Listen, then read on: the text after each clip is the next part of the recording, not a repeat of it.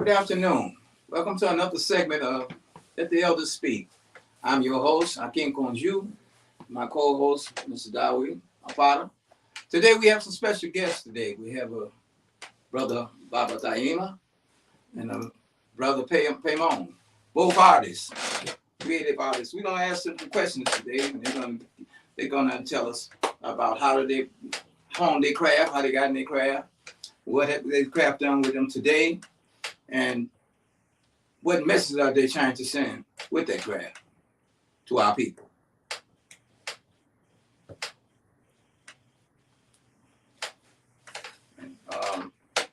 Brother Pemon, Yes, how are you doing? I'm doing wonderful. Thank you for having me and for continuing the show. I Uh, had the opportunity to do the show a few years ago, I guess, with Brother Lorenzo, and so it's good to be back.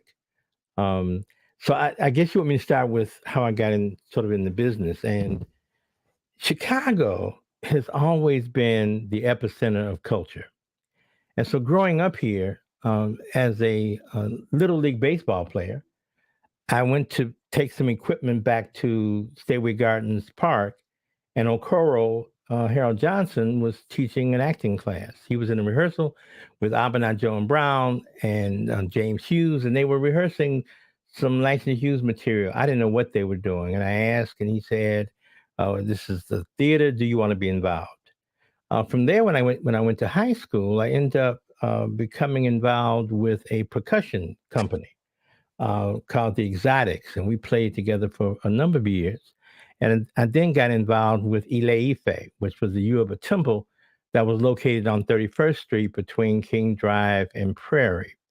And so, uh, I guess what I'm saying here is that being in Chicago not only helped to influence me, but opened the door for me to have mentors like Oscar Brown Jr., Keelan Field Coran, Hammurabi Rob, Bobby Wright, Andy Thompson. All of these folks took me under their wing as a teenager. And so I was able to develop in between music, theater.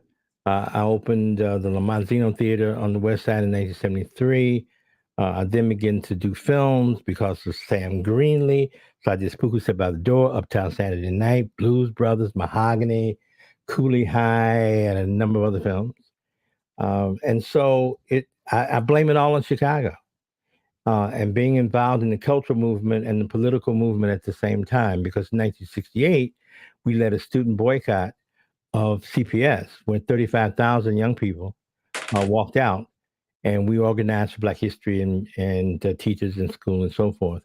And a lot of what we were looking to do ended up coming to pass. So that's a little bit of my 60 years in the business. okay. Um, I'm well familiar with you.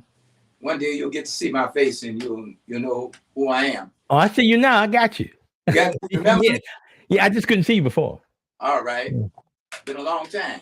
Mm-hmm. Um, I have another brother here, Brother Taima. Yeah. Master drummer and percussionist. Uh, Tell me, how'd you get on your road to your craft? Okay, well, I'm assuming you want me to talk about drums. Yes. So, not a problem. I mean, I do a lot of different things. So that's not all that I do. I've been a drummer pretty much all my life. And I think I got my first drum when I was like 7. So that's when I actually got my first drum. But I was playing even before that. That's when my father actually got me a drum that my older brother made. And that's a whole nother story in itself. Drumming all those years, of course, during that time, nobody was teaching or no one was around to give you any direction or order in terms of how you're going with the whole thing. So I think my first teacher was actually Baba Olatunji. And I just played his record over and over and over to his record. So that was really like my first teacher. In terms of getting involved more in the community, that happened when I kind of started high school.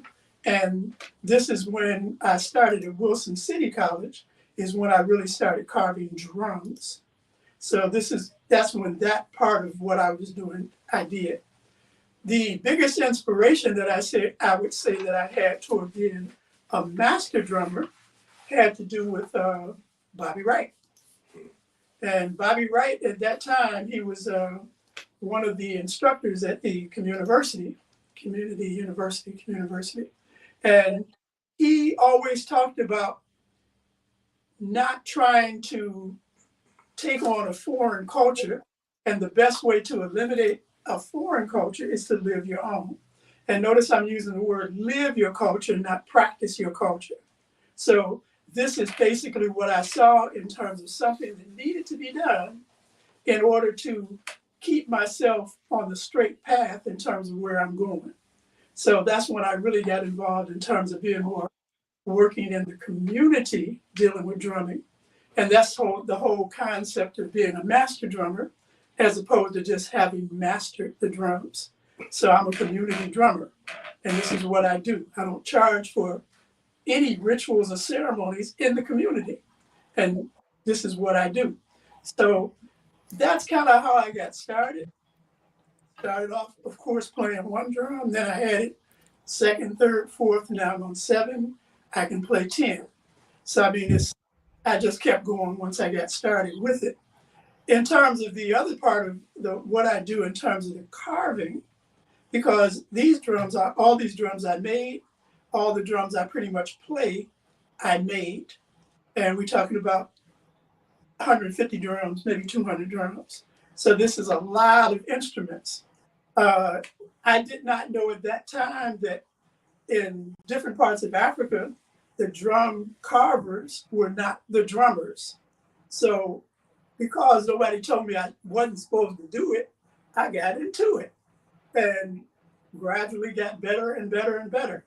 So the difference in terms of comparing myself to somebody who might not be a master carver meaning I play on I make a lot of different instruments, and they're not all the same. So maybe there are about 10 or 15 styles of drums that I make, and hopefully that'll go away in a minute. So there are about 10 or 15 different styles of drums that I make from different parts that would be similar to drums on different parts of the continent. So that's kind of like what I'm talking about.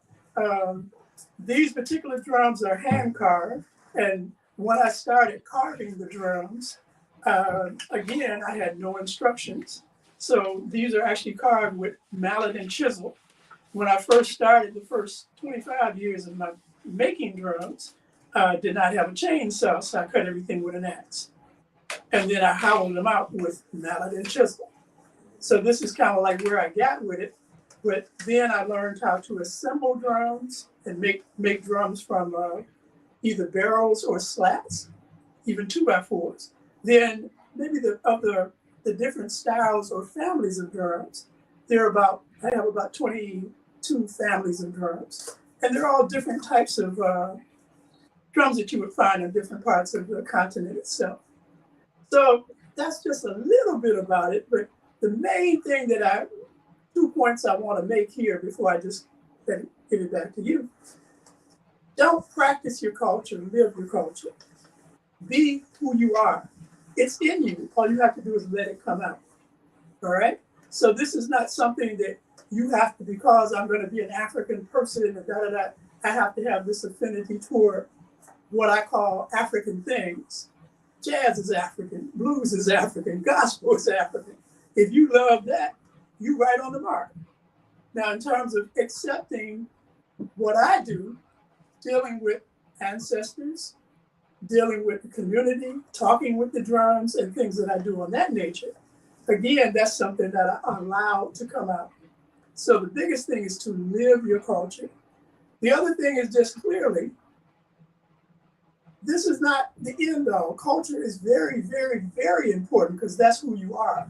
But the bigger part of your existence ought to be toward helping Black people and moving us on to another level, moving us on. This is something that I do in general, but the real mission is for us to improve ourselves and get our own, have our own nation, have our own country. And it's not something that's an impossible dream. but it's nothing going to happen if you don't work toward it. So those are the 2 points I want to make. I don't know if I elaborated enough about the drums.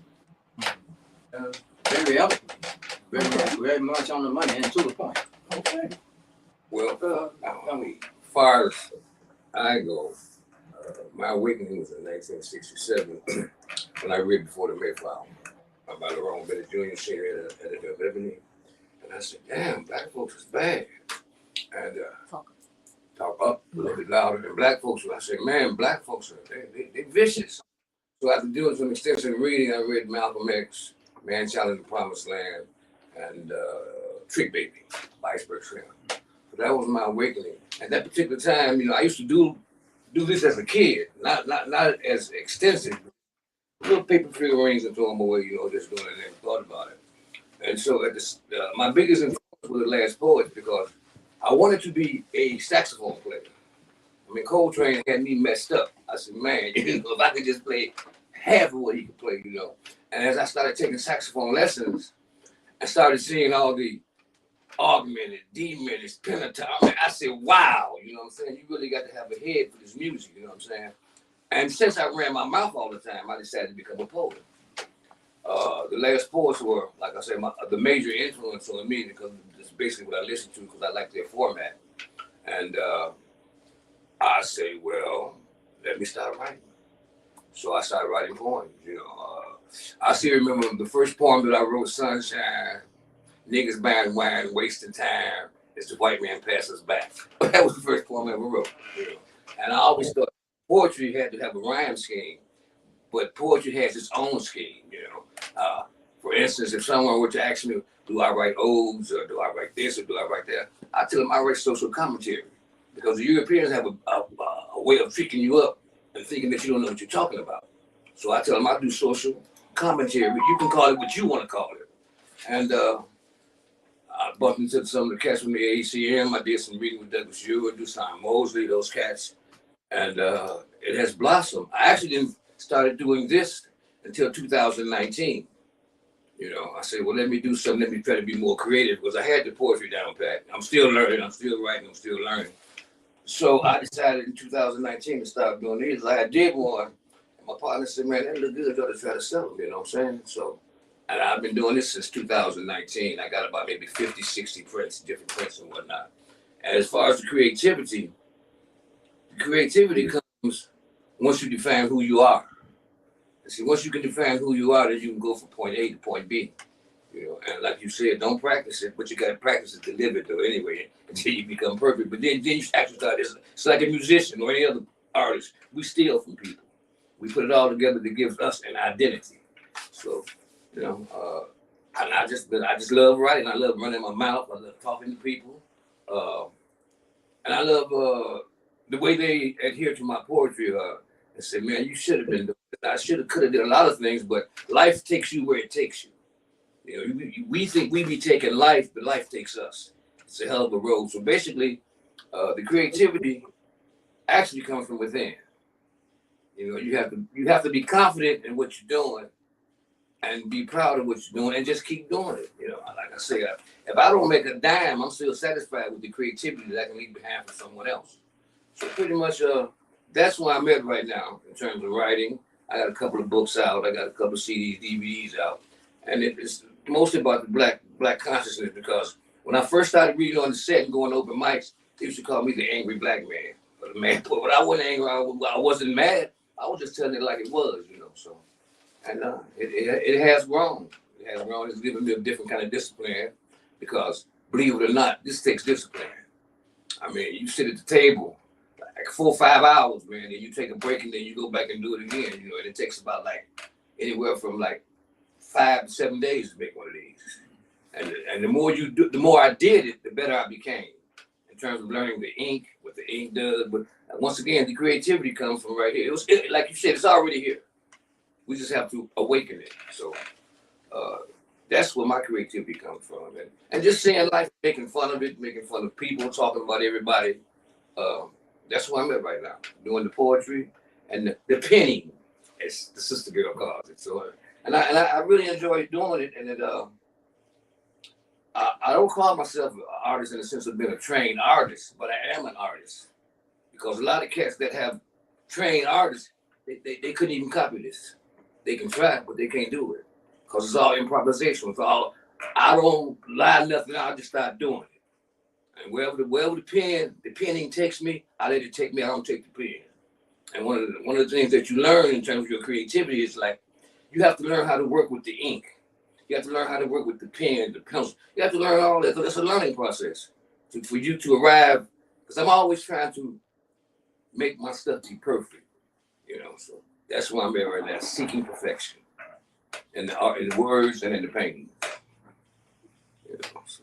It's been said, whether it's the spoken word through poetry, whether it's done in the endeavor of music, that primarily when you start off, you start using somebody else's voice, and then you start coming into your own identity, and then from that, your improvisation, everything else coming in. Somebody used to ask Louis Armstrong, he sounds just like you. He said, yes, he do, but where's his voice? See, so that was so. In doing so, you begin to see the music, the spoken word, life in general, and all those other things. Paymon, can you tell me something? I'm going to ask you. How did you meet Masekwa? Okay. So I mentioned earlier that I was a percussionist and a drummer, and we had a group that performed. And so in 1966, we started touring the city, going to different high schools. And so I was all over the place. I was creating art. I was producing theater. I did the Bird and the Iron Feather, which is the first black soap opera. And so we were touring around the city, and we were invited to Calumet High School to perform. So we go out to Calumet. I had put together a show centered around Paul Laurence Dunbar and Langston Hughes. So we go out to perform. We had our drums. It was like an early version of I heard you mention the Last Poets. Sort of like an early version of what the Last Poets became. Garland Kane happened to be a friend of mine that I work with in New York. So we go out to do the show. Masekwa was the vice president of what was called CASO, Calumet's African American Student Organization. And so she was one of the people that brought us out. And we performed. And at the end of the performance, I said, we're recruiting for a theater company. Would you put a star by your name because I want to call you about the theater company, which was, of course, a ploy, but it worked. And so we started working together. So now we've been working together for 55 years. And we've been married. Next month it'll be 49 years. But that's how we met. And our first date was to see a performance of Val Gray Ward at A.J. Williams Bookstore. So I'm slightly. I named my book "When Blackness Was Golden" because I believe that during the period of the 60s up through the late 70s, it was a period in which Black people were more concerned about the uplifting of our race than us as an individual. And so when you look back at that time, there was the creation of all these institutions. So when I met Hammurabi, I was playing basketball. Hammurabi took me to the Southside Community Arts Center, his House of Knowledge, which was on Michigan, as well as the DuSable Museum. Ted Ward was on 35th Street with the Southside Center for the Performing Arts, and I worked with him as his assistant director. The community that you mentioned, UNA let us use their facility on Cottage to have our rehearsals. Of course, Topographical Center was open. Esselwan, Zambezi's bookstore, the Dr. Fatonia's health food on 63rd. So we had all these places that I could go and lock into everybody from Kwame Ture to John Hope Franklin to, as we said earlier, Dr. Bobby Wright and Dr. Barbara Sizemore. So as a teenager, those were my mentors. Those are the people that I grew up with. Those were the people that attended my bachelor party. So when people ask me why have I been married so long, I say, well, you have all these people show up at your bachelor party. You're supposed to stay together. It's supposed to be part of the motivation. So that's how we met. And we have been producing partners ever since. And I think part of the reason why we stay together is because I have a deep seated respect for her, what she does, and what she stands for. And when we got married, we had an African wedding in '75 that was officiated by Andy Thompson and Elkin Satole, because we wanted to do it, from the African perspective as well as from the African American perspective. So we have been, since we've been teenagers, living the culture and have created institutions around the U.S. to accommodate that. Our most recent activity was writing the curriculum for the Performing Arts Academy in Lagos. It's the Terraculture Academy of Performing Arts. And Masekwa and I developed that for them. Now we're working on one with a group in Cameroon. So we try to spread and connect internationally as much as possible. And like Taimba, our group played Latin percussions. We were playing Latin percussion instruments. We were in a talent show at Montgomery Ward. It was called the Battle of the Bands, and we were wearing these Tom Jones shirts, these white straw shoes, and we were clean. However, between the time that we won the contest and had to go back for the next level, we discovered Olatunji, drums of passion. So when we showed back up again, we had on agbadas, filars. We were playing African rhythms, and they disqualified us. They said that they had no way of classifying our music. So, and they weren't sending us to London, which is what you would get if you won this competition. But it was that. And again, it's Chicago. When I went to New York to work in New York, a lot of the people that were running institutions there were from Chicago. When I went to LA, same thing. People from Chicago running institutions out there. So I think we have to pay homage to the fact that that Chicago is anchored on the creative backs of Black people in a way that no other place in this country is. Can you say it's safe to say? I'm sorry? Can you say it's safe to say that if they did not know you in Chicago, don't bother to go to the Apple. Just don't go at all. Well, but see, for me, it was a little different.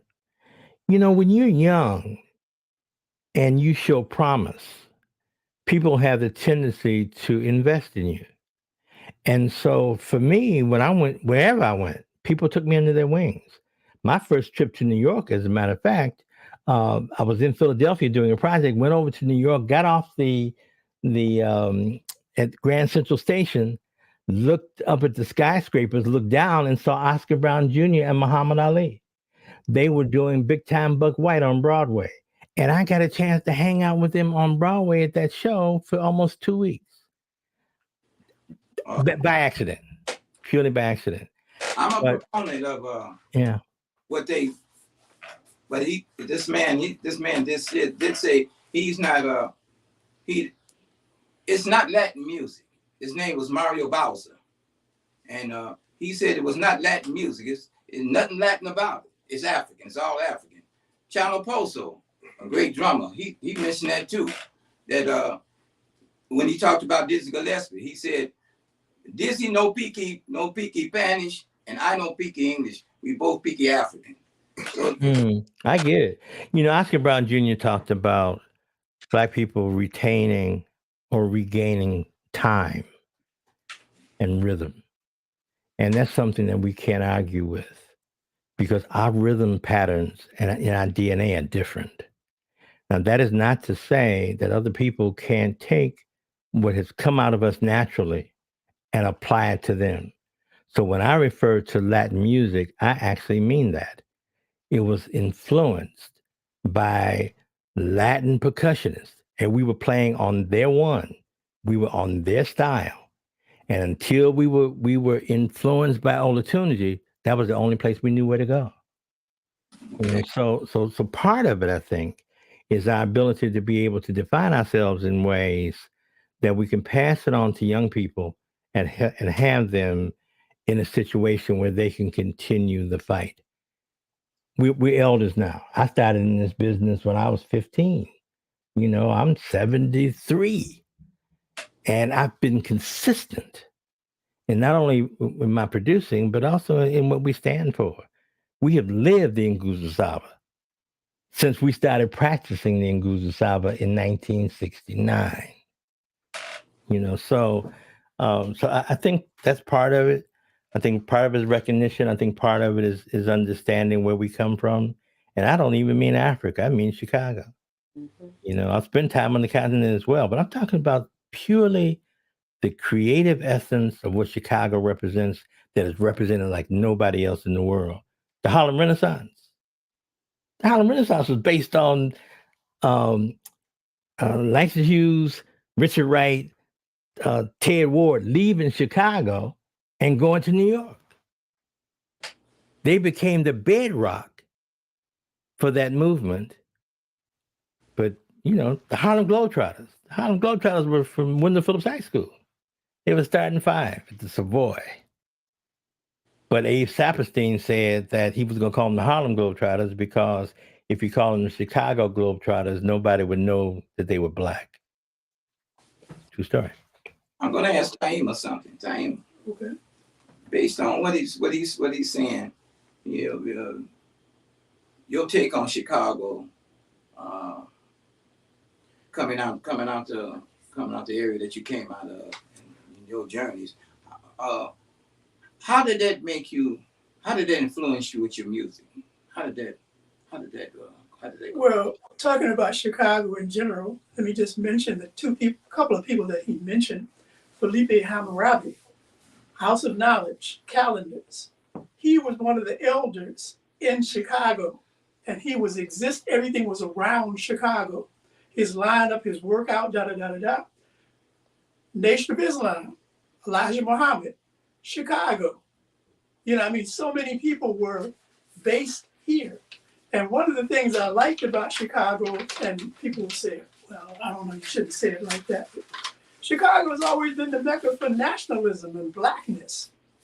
We were always the most black. Maybe because we were raised in such a way that we didn't have integrated neighborhoods. There was always our area and their area. And this pushed us on to the other level of keeping it where it ought to be. I mean, this is just a very important thing. Just another mention, like when you mentioned Sintoli. Sintoli was a Zulu instructor in musicology. I knew him pretty well. Sintoli, I had carved a drum that actually has the bottom part of it as a xylophone, and the top was an actual earth drum. And Sintoli was saying, you know, there's no other drum like that in the world. I mean, Sintoli was saying this to me. You know, and again, he was a great inspiration to a whole lot of people. Hammurabi, Sintoli, Bobby Wright, Anderson Thompson. I mean, many, many, many other people. But in terms of keying in on Chicago itself, Chicago has always been the mecca of black stuff. Always been the mecca. Other people kind of went off, they played with it, they had their white friends, they did it. We didn't really integrate at all. And I like that about Chicago. Yeah, we had borders. There you go, clearly. I would say the worst thing that ever could have happened to black people was integration. Because now we can shop where y'all shop at, we can spend it in the neighborhood. You know, and as far as creativity, I've heard no one mention about the melanin. And I think that's where creativity comes from. That's why we have an abundance of it. One of our major things is that we think outside the box.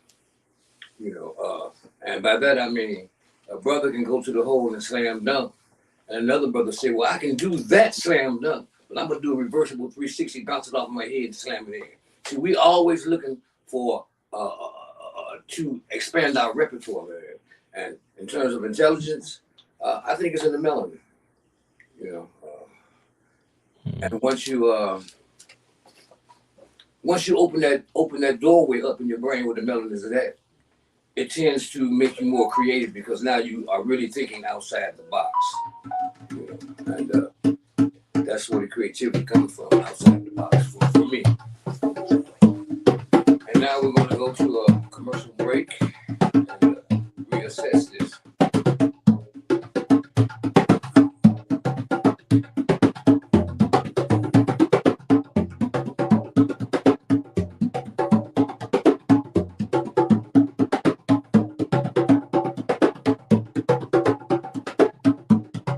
Catch the rhythm with WVOG Worldwide Radio, our 24/7 streaming service. With over 11 genres to choose from, there's a beat for every mood. Got your own tune? Share your music with the world right here. Download the app, share the vibe. Your talent, our platform. For more, visit wvogshi.com. WVOG Worldwide Radio, sharing one beat at a time. Download the app today and feel the beat.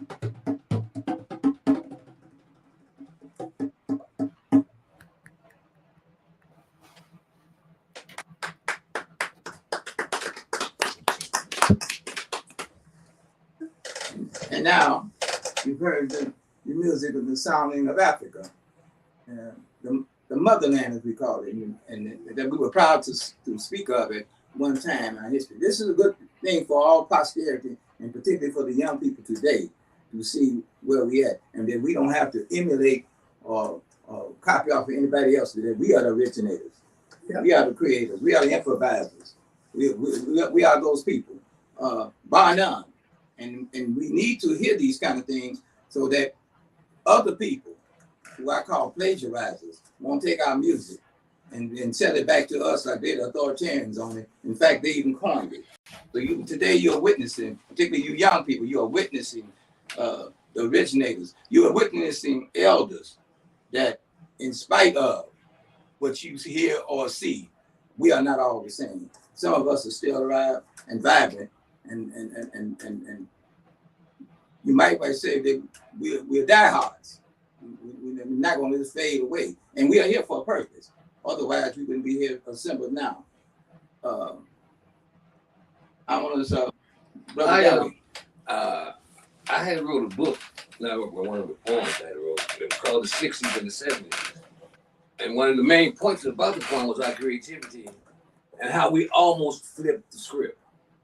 You understand what I'm saying? In terms of us getting some power. As soon as they saw that, they went into another gear and redefined other ways to keep black folks down, man. You know what I'm saying? That's their thing. And what they really fear about black people, it's not their physical prowess. They know genetically we better than them. They already know that. They want to steal this. They want to unlock this and steal this from us.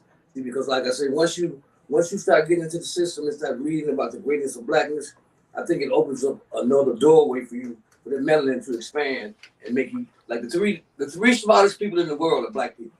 I just saw it today. A girl, I think it was 2 boys and a girl, or 2 girls and a boy. Their IQs were off the chart. So that should tell you something there, right there. You know, it is embedded in us to be that creative. That's why they were so amazed at the things that we can do, because if you don't have the sub-Saharan gene in you, you don't exist. And see, when I tell white people that, they get upset, because that's the gene of black, sub-Saharan gene.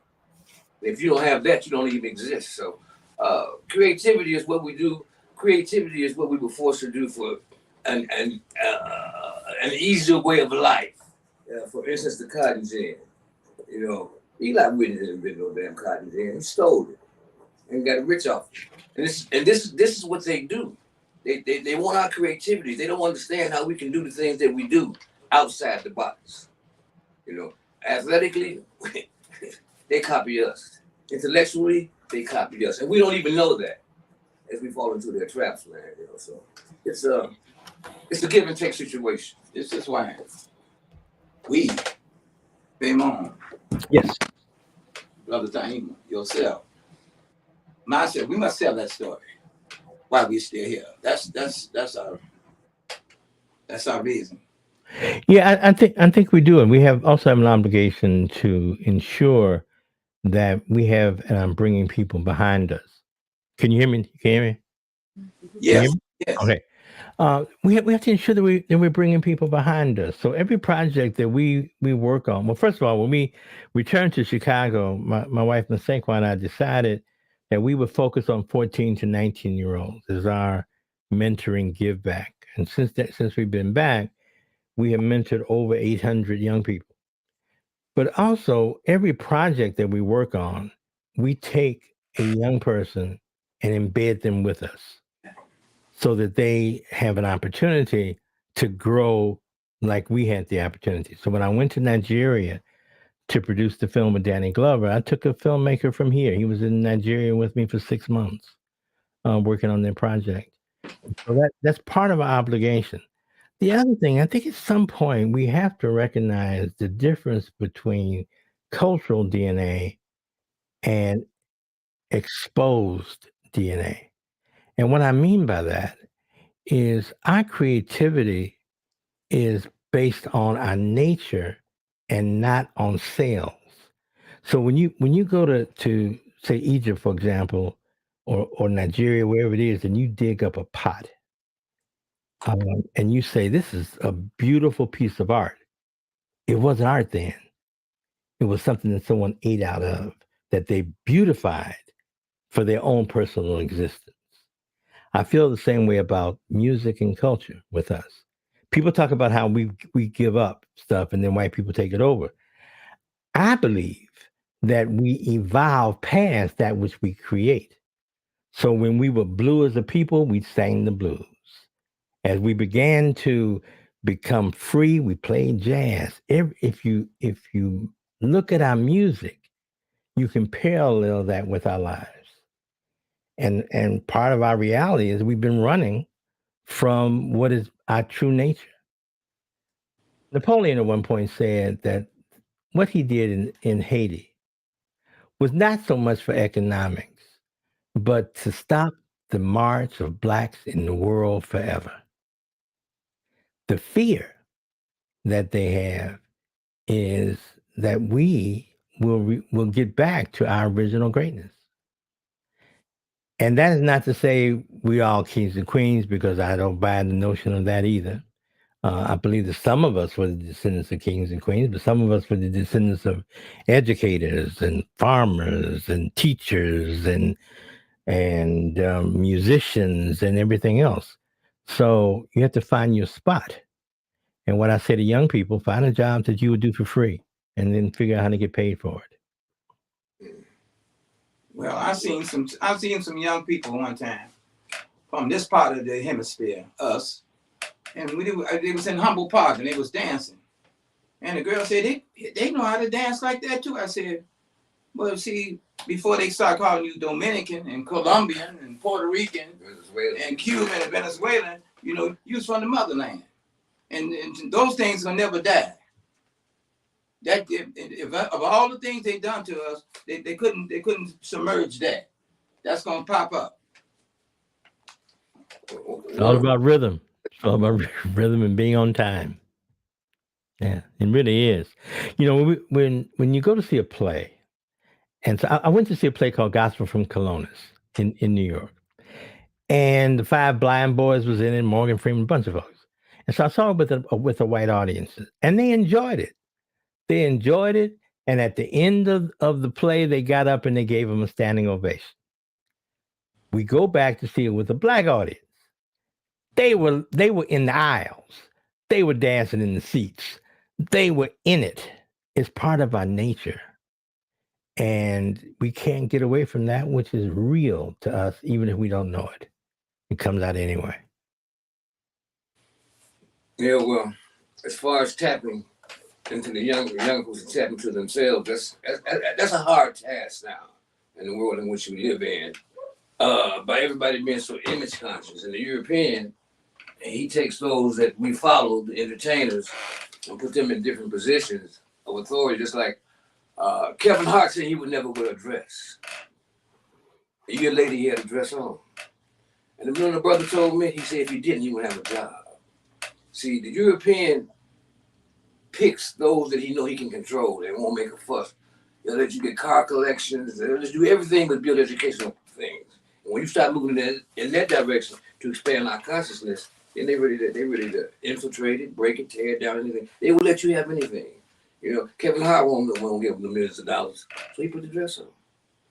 You know, so and how do you tap into that when these kids are so saturated with garbage? I mean, from the they eat to the thoughts they think. Well, I think the first thing is we have to stop generalizing, and I think that we generalize too much.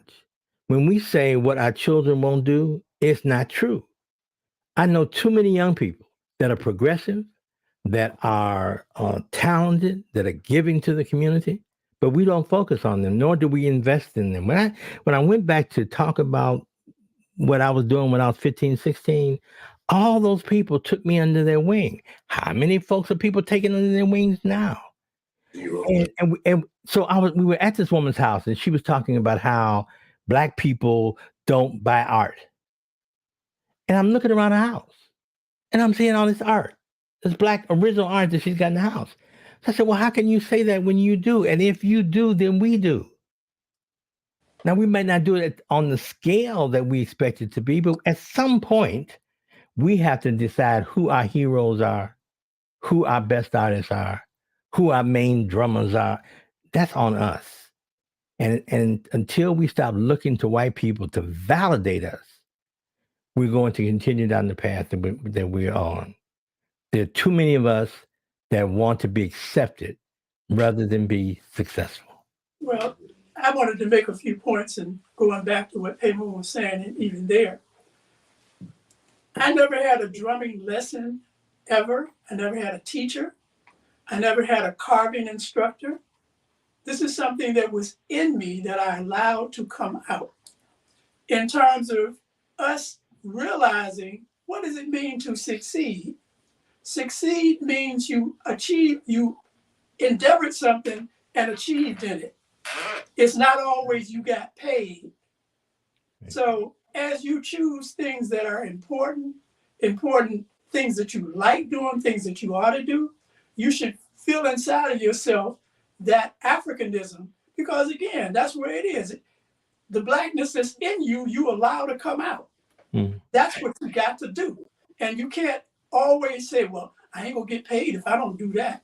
I never worried about getting paid. And this is a major point that I think we need to realize, and you need to spread that concept. If it's something that you love doing, if it's something that is a part of who you are, if it's something that will help us as a Black people, if it's something that will help the race, you need to just allow that to be what it is and not worry about getting paid for it, right? So that's just a major, major point that you really have to say over and over and over. Success is not measured by how much money you made, or how much money you think you're gonna make, or what you gotta do to get this money, you know? So again, every time I achieved something different, I only competed with myself, but again, it was something that I knew was a part of who I am and for us as Black people. And I just got to mention the whole word, the ancestors. The ancestors, very important concept. The ancestors are your family, the people part of you that were here in a physical form and now are in a spiritual form. So when I speak with the drums, the ancestors are speaking through me with the drums. If I speak to the ancestors and get a reply, this is what it's about. People talk about all the time, oh, they took the drums from us. Why did they take the drums from us? We came from so many different parts of Africa, enslaved here. We couldn't talk to each other anyway. Spirituality is what they were trying to take away from us that energy that comes with tapping into your spirit. And that is part of what the whole ancestors have to be. So for the young people, remember that. It is not how much you're getting paid. Don't just do stuff to get paid. That's not even what it's about. Yeah, I agree 100% with what you're saying. When I was in LA, I was running a production company, and we had an opportunity to shoot a lot of aerials in helicopters over the city for a number of programs that we worked on. And I would never go because I'd say, I don't want to get in the helicopter. So I would always hire a crew, and I'd send them up, and they would go shoot the stuff. And I did that for years. But I was in Trinidad, and we had to go over to Tobago. We were there with the government, and so they flew us by helicopter over to Trinidad. Over to Tobago. I loved it. I absolutely loved it. And my whole point to this is that our children need exposure. You don't know whether you want to really do something until you have had the experience of doing it. So if you say that you want to go into medicine, for example, and you want to work in a hospital, you really need to decide whether you can stand blood before you spend all that money getting trained, and then you get into the emergency room and you can't look at a wound. So exposure is extremely important, and finding your essence has to do with two things. One, what's inherent in you, but secondly, what are you exposed to even allow it to come out? And we have to do a combination of both of those things. Well, I want to say this one thing. Game is to be told, not sold. That's it. Well, say it again. I mean, you can call it dress up any word you want to use, but the mechanics, the working things, they're to be told to be given up freely and not sold. So the brother in the street said, if it don't make money, it don't make sense. And that's not true. So we have to, I agree. Got to get away from the cash, but we know the reality is that we do need cash. I don't know. I have a slightly different take. I think that one of the mistakes that we made during the 60s was not understanding the importance of economics. And I remember doing a project with Dr. Dorothy Height, and she said, we fought for public accommodations. We fought to be able to go in any restaurant or any hotel, but we couldn't afford to pay the check. And so where I think on an individual basis, you shouldn't necessarily be driven by just making money. Economically, we should be driven by trying to ensure the success of Black people as a nation. And so, and I don't think that you can do that by saying free on a continuous basis. It is a matter of developing talent, owning whatever your intellectual properties are, and being able to give as much as you can give to the upliftment of our people. That's true. Yeah.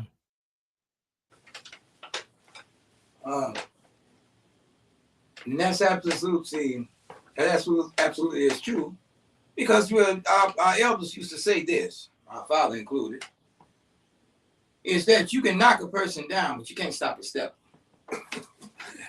Stepper gonna keep on stepping. I don't care how great the odds are. And he's not gonna base, or she's not gonna base her life on your conclusion.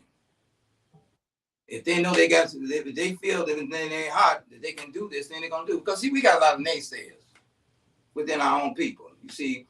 And the old saying, misery loves company. I don't know if people understand when they say misery loves company, what they really saying.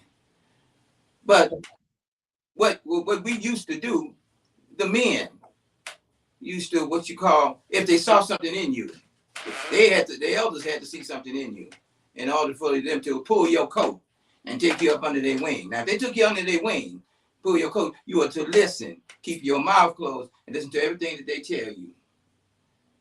Because they're going to test you later on. They have little riddles that they give you. And if you can master those riddles, they never came out outright and told you what they meant. But if you can master the riddles, they know that you got potential. And when they tell you, somebody say, well, is he ready? Oh, he ready. When they say you ready, and you're ready. Until then, you still in the apprenticeship. Mhm. You know, Taimba mentioned the fact that he didn't have anybody to train with and that there were no people available to teach drum making and so forth. And there's a lot of legitimacy to that. At the same time, we lost some institutional things that helped people to develop that we no longer have. My example for that a few days ago was talent shows. Because when we were kids, you had to get past all these other groups. And if you went to the Regal and you were part of that talent show, if you didn't win, you decided a different career a lot of times. You know, I was going to be a singer at one point until I heard Luther. And I said, well, I got to find something else to do. And so part of what is missing, I think, especially for you, like I saw 50 Cent. 50 Cent, one of his early performances, he couldn't breathe by the time he got through one song. And that's because there's no place for you to develop that talent and for somebody to say, you off today. And now you're back on. I had an opportunity to speak in New York on a program with H. Rap Brown, Stokely Carmichael, Imam Barak, and some other folks in 68. But the guy who was running the Moses Black Student Center told me that I didn't speak well enough. So he wasn't going to let me go to New York. And he went and he sent somebody else. I didn't get a chance to go. And I saw him some years later and I said, thank you. He said, well, what do you mean? I said, well, you didn't let me go to speak. And now I've spoken all over the world. Because what I said when you said that to me was, no one will ever be able to say that to me again. That was now some people will be defeated by criticism and some people will be encouraged. The role of the elder is not recreate ourselves, but to seek out talent that can be developed and find their own methodology for addressing the problems that we have as a people. Absolutely. Anyone you gentlemen have to say anything on that? Like I said, game is to be told, not sold. Once you can come to that self-realization, I mean, because you gotta have scratch. You can't live without scratch. You know, so you ain't got to hoard it and become a victim of it, but it's part of the process, man. Yeah. Want to do something for somebody, you gotta have something. You gotta have something to do something with. You know, in terms of elevating the level or whatever you want to do. Well, part of it has to do with our training. We have been trained since we were snatched from Africa to not find ways in which to improve ourselves. And so it's part of our induction that we don't have to give back, that we don't see the collective. And we were programmed that way. So how do you deprogram yourself to realize that what we have to give is really for the purpose of improving the quality of our people's lives? Like, make whatever you want to make. I don't care whether you make money or not, but what I do care about is what you do with the money that you make and whether you reinvest it in our communities or whether we build the kind of communities that we should. Ramon, I want to ask you a question. Mm-hmm. What is your message to the youth today? Two things. The first is find a job that you would do for free and then figure out a way to get paid for it. That's the first thing. Because if you find a job that you love that much, you will never have a problem with being there. The second part is you have to get out. There's a saying that it's who you know. But if you really examine that, it's really who knows you. Because all of us know Spike Lee, but does Spike know you? So as young people, they have to get out. They have to expose themselves. They have to volunteer more. They have to find things that will motivate them to have a word. And finally, they have to determine what they see when they look out the window. Because when you look out the window, you can either see all the garbage on the ground, or you can see a man taking his son and daughter to school. It's all about the perception. So open your mind and your eyes and find those things of quality that will improve the lives of the people around you. You ready? Well said. Maybe a last point on that too, in terms of for the youth. You need to find people that are thinking and are like you. You can't be influenced just by the people that you're around, the people that you're hanging out with. One of the beauties that I had was encountering people like Hammurabi, encountering people like James Cage, some of the elders who actually they, believe it or not, they are not unapproachable. So these are people that you need to encounter to actually encourage you and keep you moving forward. You can't hang out. If I was a drug addict, you can't hang out with other drug addicts if you're trying to get out of it. You got to find people that are like you and are going in the right direction. This is very, very important. Please don't think I think not getting paid is very, very important. The whole point is, though, again, definitely you got to work on finance. Finance is super important, but you don't let that sacrifice the gifts that you have in terms of moving forward. That's the other thing. So those are my last 2 points. My simple point is, I say it again. Young folks, when you learn and get the information and acquire certain skills, gladly share them with your brothers. Right. You know, the game, I always say game is to be told, not sold. You know. So, the brother, the drummer, we're going to do something. This piece is called a heartbeat. So you can kind of soft. The heartbeat, beating life rhythms of life into life.